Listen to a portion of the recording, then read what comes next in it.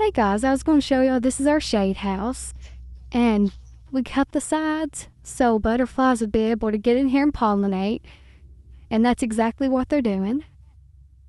That's a large butterfly. Then I see a little bumblebee. This is our bee balm. Look at that big old butterfly. Where'd it go? Oh. And then here's something we've just added to our nursery, and it is air plants.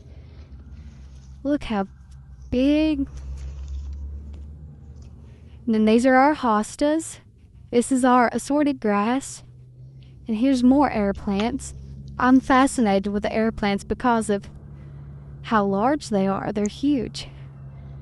We offer these. We offer all kinds of different kinds. These are my favorites, so they're not as big, but they're really, really colorful. Here's more. There's more hostas. But this is our shade house. There's our ajuga. That's what we have left. They'll be out of stock within tomorrow, I'd say, but